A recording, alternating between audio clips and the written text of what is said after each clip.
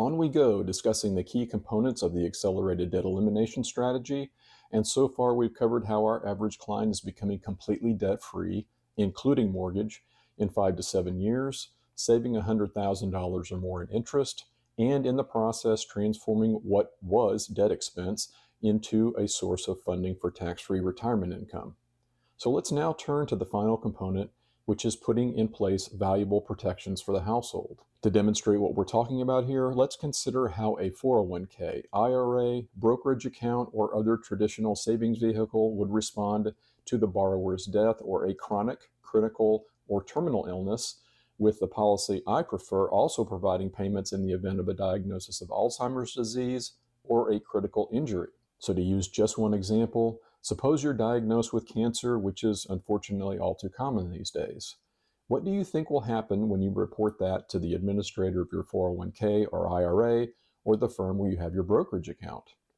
As you well know, the answer is a big fat nothing. In fact, have you heard of the widow's penalty or kiddo's penalty?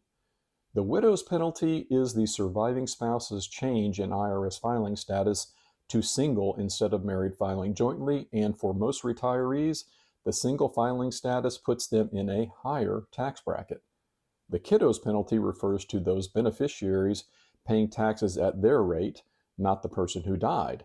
And because they are often in the highest earning years, that results in significant taxes owed.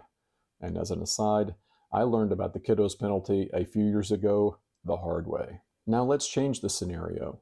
Suppose you have index universal or another form of permanent life insurance.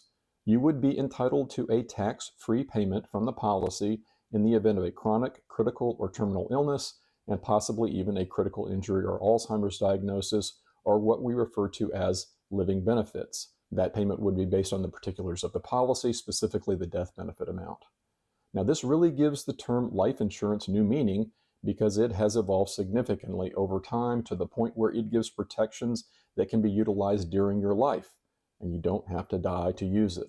Being debt-free, saving potentially $100,000 or more in interest expense, and redirecting debt payments into the funding source for tax-free retirement income are all incredible, but the added protections in the event of death or a significant health event make this strategy absolutely compelling.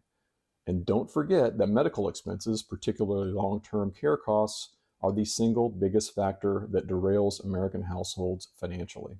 Thanks for being with me. I hope you'll give it some thought. And until next time, be well.